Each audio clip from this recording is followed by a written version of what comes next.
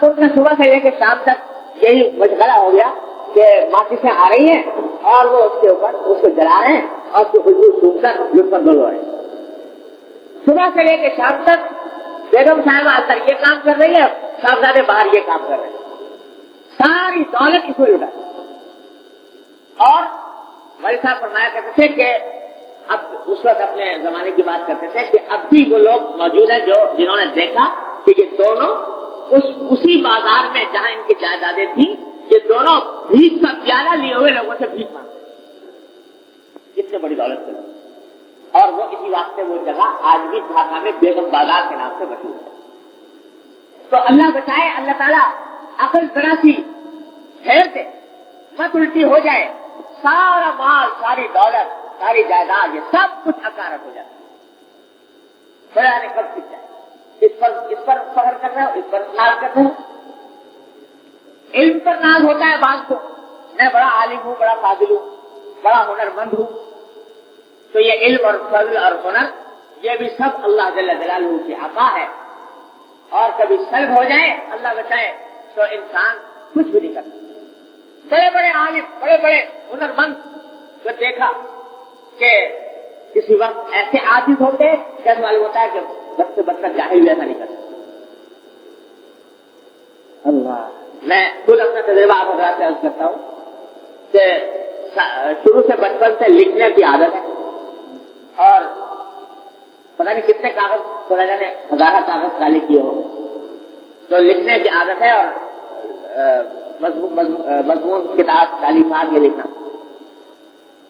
لیکن آپ سے میں سچ عرض کرتا ہوں کہ بعض اوقات ایسا ہوتا ہے کہ بالکل معمولی سی بات، چھوٹی سی بات جس سے لکھنا کوئی مشکل نہیں، وہ بیٹھ کے سوچ رہا ہوں کہ لکھوں، ہاتھ میں قلم ہے، سامنے کاغذ ہے، فرصت کا وقت میسر ہے، اس کے باوجود دو لفظ نہیں بنتا۔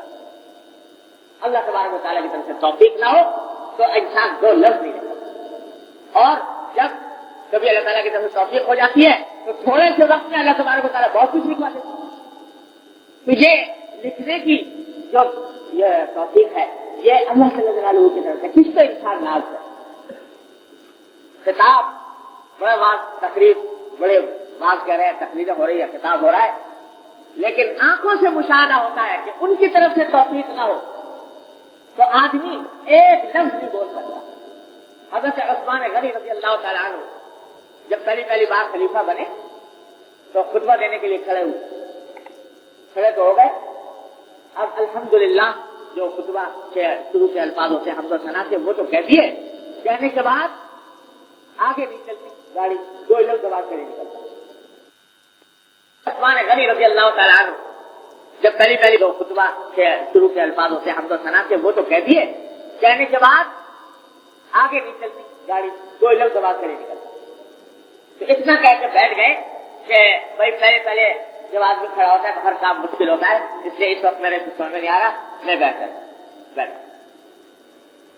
حضرت حکیم الامت مولانا تھانوی قدس اللہ علیہ، اللہ تعالیٰ ان کے درجات بلند فرمائے، ہمارے پاس تو جو کچھ ہے انہیں خدا فیض ہے، تو ان کے مواعظ دیکھیے آپ اس طرح دریا بہے ہوئے ہیں علوم کے اور معارف کے، انسان حیران ہوتا ہے۔ 600-700 سے کم مواعظ نہیں ہیں جو چھپ گئے، جو نہیں چھپے وہ اس کے علاوہ۔ لیکن میں نے اپنے شیخ حضرت ڈاکٹر صاحب قدس اللہ علیہ سے سنا کہ ایک مرتبہ حضرت کھڑے ہوئے واز کہنے کے لیے کسی مسجد میں، غالباً دہلی کی بات، تو وہاں پر بیان کرنے کے لیے کھڑے ہوئے، خطبہ پڑھا۔ اب خطبہ پڑھنے کے بعد خاموش کھڑے، جب کئی منٹ گزر گئے تو فرمانے لگے کہ بھائی وہ میں کچھ کہنا چاہتا تھا لیکن کوئی اس وقت بات ذہن میں ہی نہیں آ رہی کہ کیا کہوں کیا نہ کہوں۔ بہت سوچا کہ پہلے کچھ بیان کیا گیا ہے، پہلے بیانات کیا گیا، اس میں سے کوئی بات کہہ دوں، لیکن وہ بھی کچھ یاد نہیں آ رہی۔ اب اگر کچھ کہوں گا تو تکلف سے کہوں گا، اور تکلف سے میری عادت نہیں، زیادہ اثر ہمارے لہٰذا میں اب کچھ کہنے سے معذور ہوں۔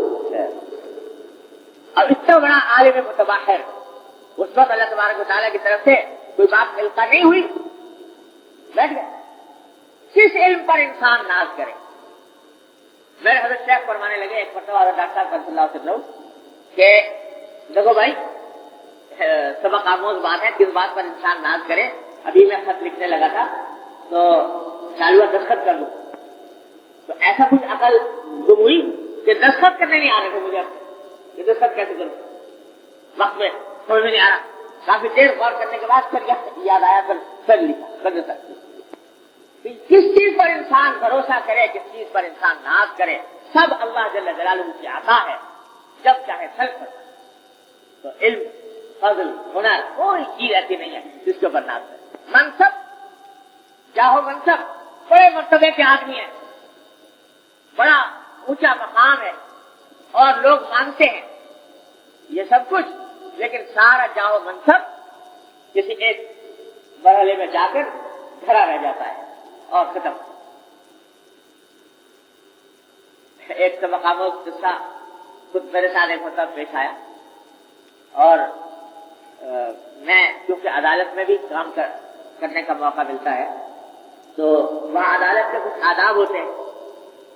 ایک مرتبہ میں عدالت سے نکل رہا تھا تو گاڑی میں سوار تھا، تو جس دروازہ ہوتا ہے وہاں پر سپاہی کھڑے رہتے ہیں بڑے مسلح، اور جب کوئی جج صاحب وہاں سے گزرتے ہیں تو وہ ان کو ایک خاص شان سے سلامی دیتے ہیں. تو میں نکل رہا تھا، گاڑی کے اندر بیٹھا ہوا وہ سپاہی جو وہاں پر کھڑا ہوا تھا اس نے حسب معمول بڑے ادب کے ساتھ اور تعظیم کے ساتھ سلامی دی. سلامی دے کے نکل آئے، بڑی تعظیم ہوئی. تو باہر نکلنے کے بعد اتفاق سے میرے ڈرائیور کو کچھ کام تھا، کسی جگہ جانا تھا، تو اس نے مجھ سے چھٹی لے لی. تو میں نے کہا چلو میں ہی ڈرائیو کر کے لے جاتا ہوں گاڑی. تو وہ اپنے کسی کام سے رہ گیا، میں نے ڈرائیو کرنی شروع کر. اب وہ مجھے یاد بات رہتا نہیں کہ کون سی سڑک کے اوپر بولنا چاہیے، کون سی پر نہیں بولنا چاہیے. تو ایک جگہ غلط موڑ دیا اسی وقت، ابھی 5 منٹ ہوئے تھے وہاں سے نکلے ہوئے، تو موڑ دیا غلط ایک سڑک کے اوپر. اب جو میں نے غلط موڑا تو ایک سپاہی آ گیا اور اس نے جناب بڑی سخت سنانی شروع کی. تمہیں نظر نہیں آتا، تمہارے اوپر آنکھیں نہیں ہیں، یہ راستہ بن گیا ہے، تم نے اس کے اندر موڑ دیا. بڑی اس نے سخت لہجے میں سخت سنانی شروع کی. تو میں نے کہا دیکھو یہ ہے انسان کی حقیقت. ابھی وہاں وہ سلامی دے رہا تھا اور بڑی تعظیم تکریم کر رہا تھا، اور ابھی یہاں اس نے اس کا فوراً بدلہ چکا دیا 1 منٹ. تو اس کو سمجھایا کہ غلطی ہو گئی. اس نے کہا نہیں جی نتیجہ یہ کہ وہ چالان کرنا شروع کر دیا. تو خیر چالان تو اس کو کرنا چاہیے تھا. میں نے کہا بھائی کر لو. اس میں کوئی آدمی آ گیا جو مجھے جانتا تھا تو اس نے اس سے کہا کہ بھائی تم کیا حرکت کر رہے ہو. اس کو بیچارے کو پھر بعد میں بڑی ندامت ہونے لگی، کہنے لگا کہ نہیں میں چالان وغیرہ نہیں کرتا. پھر میں نے زبردستی چالان کہا کہ نہیں کرو، اس راستے کے واقف قانون کی خلاف ورزی تھی تو اس لیے چالان تمہیں کرنا چاہیے. اب وہ اس کی ہاتھ پاؤں کے توتے اڑے ہوئے کہ یہ پتہ نہیں میرے ساتھ کیا معاملہ ہوگا. لیکن بہرحال اللہ تعالیٰ نے اسی وقت دکھا دیا کہ یہ سارے عزت، شہرت، تعظیم، ادب یہ سب اضافی چیزیں ہیں، وقتی، عارضی، بے بنیاد، بے حقیقت. چند لمحوں کے لیے کسی نے تعظیم کر لی، اگلے لمحے میں یہ معاملہ پیش آتا ہے. تو ہمیں ان واقعات سے سبق لینا چاہیے، عبرت حاصل کرنی چاہیے. حقیقت میں انسان کی کوئی حقیقت نہیں. حضرت محمد اسماعیل شہید رحمۃ اللہ علیہ، اللہ رب کے درجات بلند فرمائے. حضرت محمد اسماعیل شہید رحمۃ اللہ بڑے درجے کے عالم بھی تھے اور خاندانی اعتبار سے شہزادے.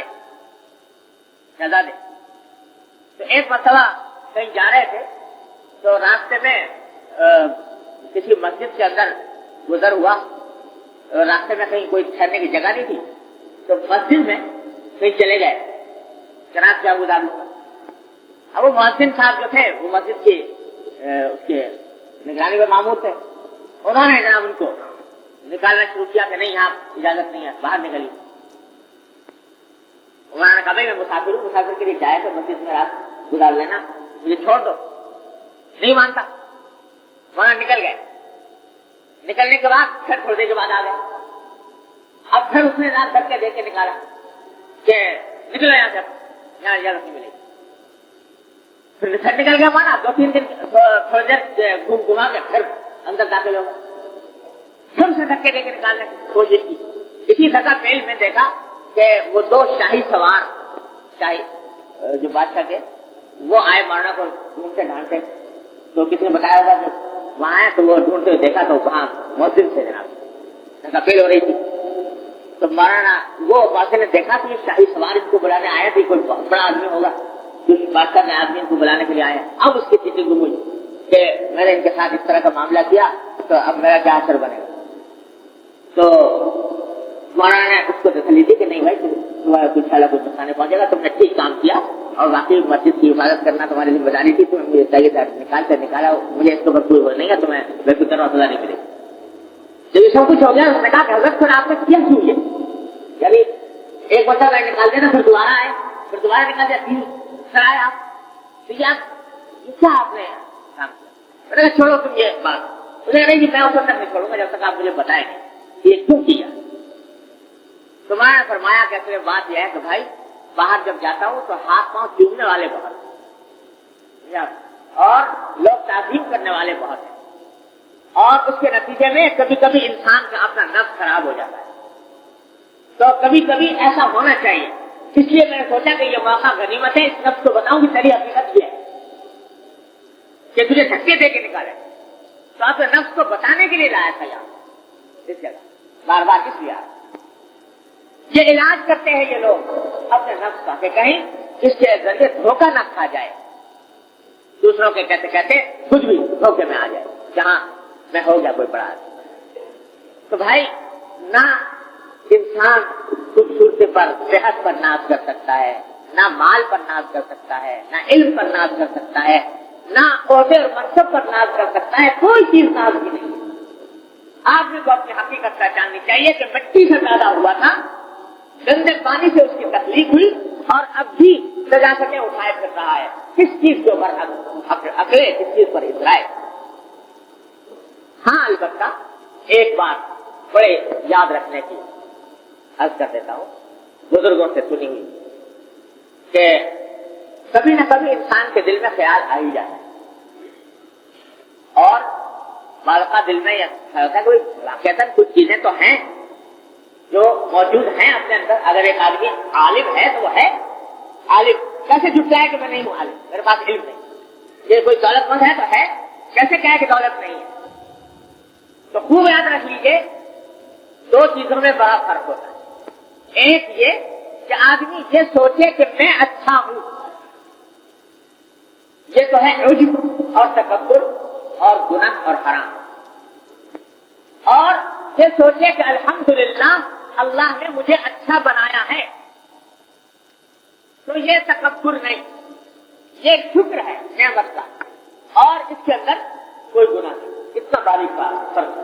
یہ سوچے کہ میں اچھا ہوں، میں بڑا ہوں، تو گناہ ہے، حرام ہے، تکبر ہے، عجب ہے، استکبار ہے. اور کہے کہ اللہ نے اپنے فضل و کرم سے مجھے یہ اچھائی عطا فرمائی، تو بس وہی تکبر فنا ہو گیا. اس واسطے اگر اپنی طرف منسوخ نہیں کر رہا، انہوں نے عطا فرمائی ہے، انہی کی عطا ہے، انہی کا کرم ہے، جب تک انہوں نے عطا فرما رکھی ہے جب چاہے گے واپس لے لیں گے. میری اپنی ذاتی کوئی چیز یہ کام کر لے تو بس تکبر کی جڑ کٹے. اسی بات سے ہمارے حضرت فرمایا کرتے تھے، حضرت ڈاکٹر صاحب کا صلاح سن رہا ہوں کہ شکر وہ چیز ہے جو تکبر کی جڑ کاٹ دے.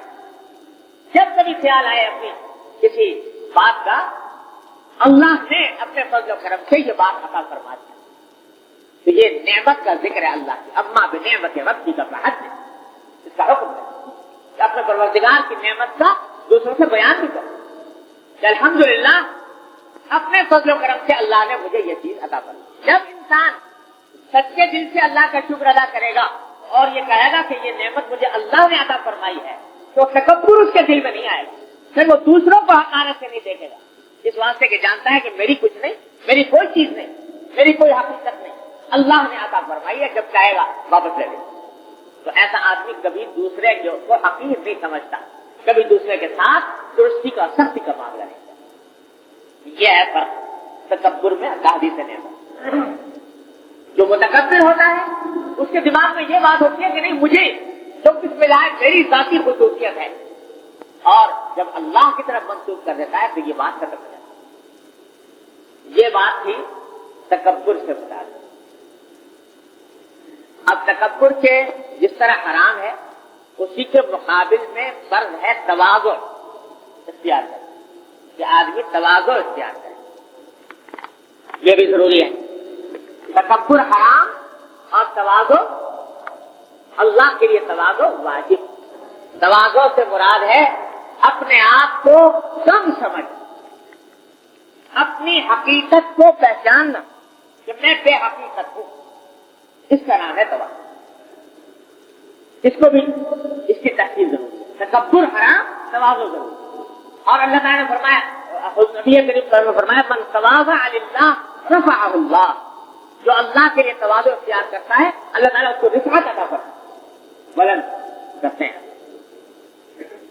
تو یہ تواضع کی حقیقت بھی سمجھ ضروری ہے۔ جیسے کسی مطلب آپ کو ملفوظ سنایا تھا حضرت خانوی کریم اللہ علیہ وسلم کا کہ ہمارے یہاں تو اول و آخر ایک ہی سبق ہے، اپنے آپ کو مٹا دیں، مٹا دیں، میری کوئی حقیقت نہیں، یہ ہے تواضع۔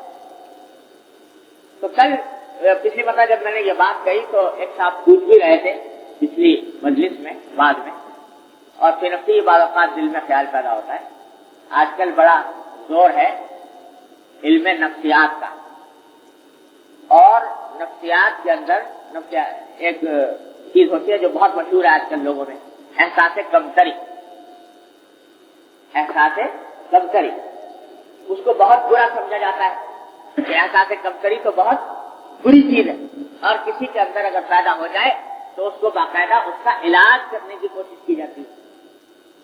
تو وہ ایک صاحب پوچھنے لگے کہ صاحب آپ کہہ رہے تھے کہ اپنے آپ کو مٹانا چاہیے، جس کا معنی یہ ہے کہ آپ احساس کمتری لوگوں کے دل میں پیدا کرنا چاہتے ہیں، اور جب تواضع کا حکم دیا گیا ہے جس کے معنی یہ ہے کہ احساس کمتری لوگ اپنے اندر پیدا کریں، تو کیا یہ بات صحیح ہے کہ احساس کمتری پیدا کریں؟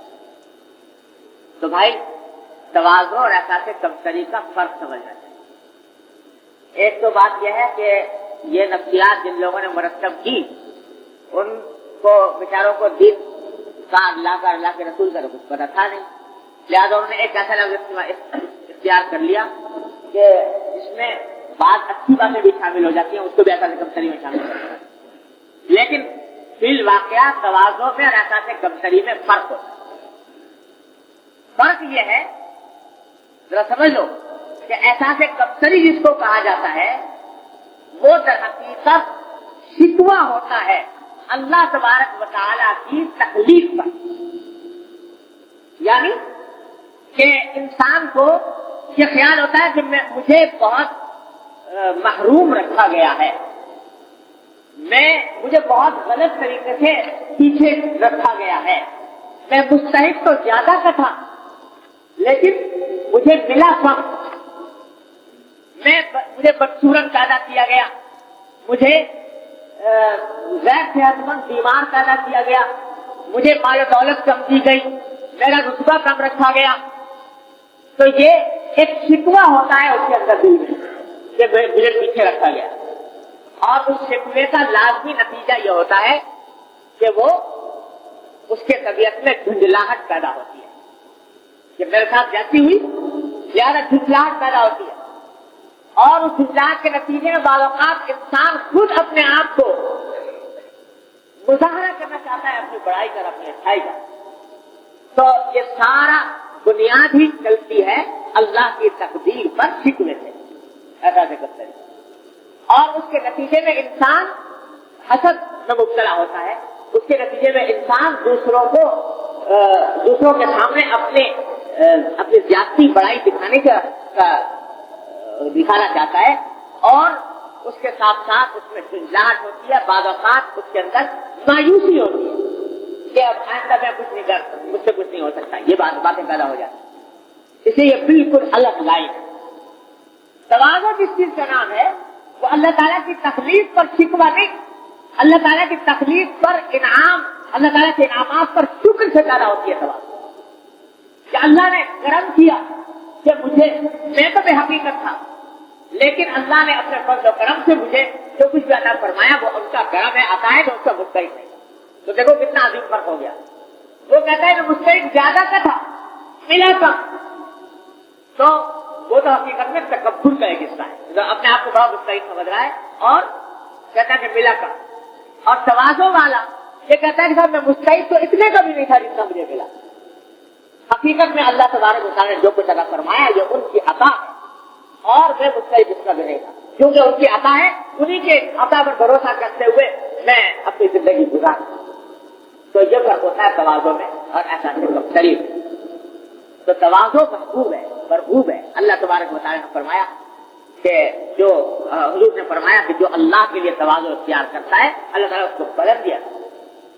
تکبر کی خاصیت یہ ہے کہ بالآخر وہ ذلیل ہوتا ہے, اور تواضع کی خاصیت یہ ہے کہ بالآخر اس کو عزت ہوتا ہے. ایک عربی زبان کا مقولہ ہے بڑا حکیمانہ, وہ اس میں کہنے والے نے کہا کہ متکبر کی مثال ایسی ہے اس شخص کی سی ہے جو پہاڑ کی چوٹی پر کھڑا ہو, تو وہ اوپر سے لوگوں کو چھوٹا سمجھتا ہے اور لوگ اسے چھوٹا سمجھتے ہیں. اوپر سے پہاڑ کی چوٹی پہ کھڑا ہے, جتنے آدمی نیچے گزر رہے ہیں سب چھوٹے چھوٹے نظر آ رہے ہیں, سب کو چھوٹا سمجھ رہا ہے, اور وہ جو گزرنے والے ہیں وہ اوپر دیکھتے ہیں تو وہ اس کو چھوٹا سمجھتے ہیں. تو متکبر جو ہے وہ ساری دنیا کو حقیر سمجھتا ہے اور ساری دنیا اس کو حقیر سمجھتا ہے. اور جس شخص کے دل میں اللہ تعالیٰ تواضع پیدا فرما دے, حقیقی تواضع, تو پھر بالآخر اللہ تبارک و تعالیٰ اس کو عزت بھی عطا فرماتے ہیں, رفعت بھی اس کو حاصل ہوتی ہے. من تواضع للہ رفعہ. ہاں بشرطے کہ تواضع, یہ حقیقی تواضع بلندی حاصل کرنے کے لیے نہ کی گئی ہو اختیار کی تواضع, بلکہ واقعی اللہ کے آگے تواضع کیا. اس تواضع اور تواضع کے حصول کی تربیت دی جاتی ہے نبی کریم صلی اللہ علیہ وسلم نے صحابہ کرام کو دی, صحابہ کرام نے تابعین کو, تابعین تابعین کو, بزرگان دین کو. اور یہ تصوف کا جو سلسلہ ہے سارا, اس میں یہ پہلا قدم ہے آگے بڑھنے کے لیے کہ تواضع کا. اللہ تبارک و تعالیٰ اپنی رحمت سے ہمیں سب کو اپنی رحمت سے عطا فرمائے. حاصل اس کا کیا ہے کہ اپنے آپ کو سمجھنا کہ میں اپنی ذات میں کچھ بھی نہیں, جو کچھ ہے اللہ کی عطا, اسی سے مانگنا ہے, اسی کی طرف. تو اب اگر کبھی کسی اپنے اچھے وقت کا دھیان آ بھی جائے تو اللہ تبارک و تعالیٰ کا شکر ادا کرے کہ اس نے میرے استحقاق کے بغیر مجھے یہ چیز عطا فرما دی. یہ کرتے رہو تو انشاءاللہ تواضع آ. اسی لیے حضرت ہمارے حضرت فرماتے تھے کہ کثرت سے شکر ادا کرنا یہ نسخہ اکسیر ہے تکبر کو ختم کرنے کے لیے اور تواضع کے حصول. ایسے اسباب اختیار نہ کریں جو تکبر والے ہیں. اپنے آپ کو کسی چھوٹے سے چھوٹے کام کو اپنے سے فروتن نہ سمجھیں. یاد رکھو, چھوٹے سے چھوٹا کام اس کو یہ نہ سمجھو کہ یہ تو میرے درجے سے گری ہوئی بات, کوئی درجے سے گری ہوئی بات نہیں. تم کیا تمہارا درجہ کیا؟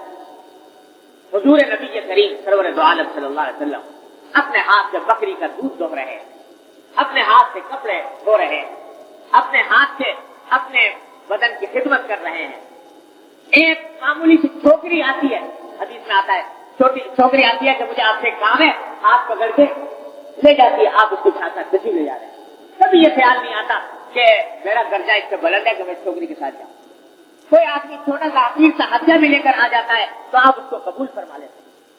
کوئی کتنا ہی بظاہر دیکھنے میں کم رتبہ شخص ہو, وہ آپ سے ملنا چاہتا ہے, ملنے کے اوپر کبھی کوئی اعتراض نہیں فرماتے کہ یہ تو مجھ سے کم رتبہ ہے, میں کیسے اس سے ملوں. تو کسی بھی چھوٹے سے چھوٹے کام کو, اپنے کام کو یہ نہ سمجھو کہ یہ میرے درجے سے شروع ہوتا نہیں. بازار میں بکریاں چرانا, آج دیکھو تو دل پہ ہاتھ رکھو کہ بکریاں چرانے کو ہم سے کہا جائے کہ تم بکریاں چراؤ, تو دل میں یہ خیال پیدا ہوگا کہ بکریاں چرانا تو ہمارے درجے سے شروع تک کام. اور سارے انبیاء علیہ السلام سے اللہ تعالیٰ نے بکریاں چروائی, کوئی نبی ایسا نہیں جس نے بکری نہ چرائی. کیا ایک تو اس سے تواضع اور مسکنت پیدا, دوسرے بکریوں کے گلے کو سنبھالنا, ان کی تربیت, ان کو بھیڑیا نہ کھا جائے, ان کو شفقت, تحمل, بردباری, یہ ساری چیزیں یہ عادت ڈلوائی جاتی ہے بکریاں چروانے. تو بھائی کوئی بھی کام ایسا نہیں ہے یہ میرے کرنے کا کام نہیں ہے, یہ نہ سوچو. اگر ضرورت پیش آ گئی تو وہ کام کر لو, کوئی مسئلہ نہیں.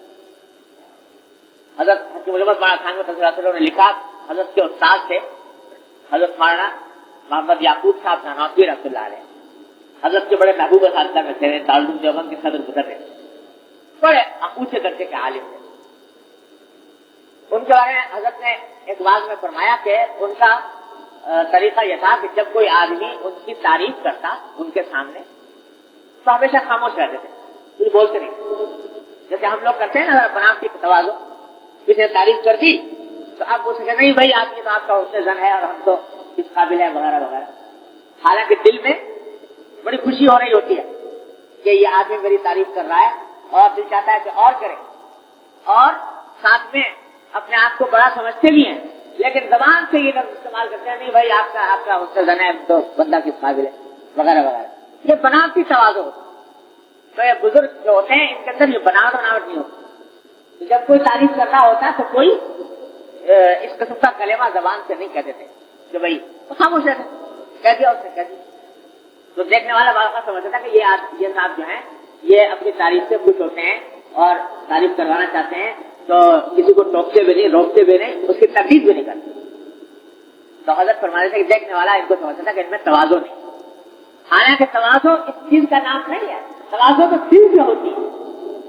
اور اس تواضع ہونے کی سیدھی سی علامت یہ ہے کہ کبھی کسی کام کو اپنے سے فروتر نہیں سمجھا. ایک مرتبہ ان کے ایسے بزرگوں کے ساتھ واقعات عجیب عجیب پیش آتے ہیں.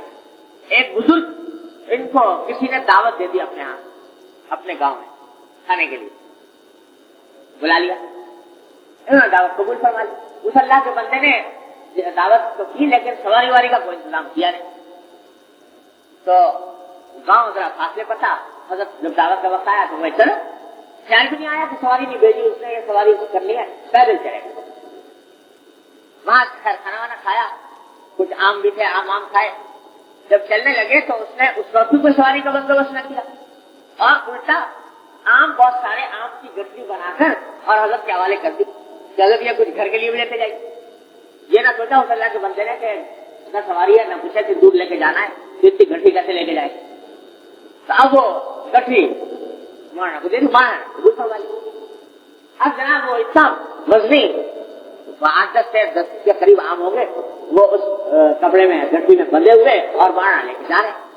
اب ساری عمر کبھی اتنا بوجھ اٹھایا نہیں، سزادوں کی زندگی گزاری، لیکن اب کبھی ایک ہاتھ میں اٹھائیں کبھی دوسرے ہاتھ میں اٹھائیں، سارا راستہ اسی طریقے سے قطع کرتے ہوئے چلے.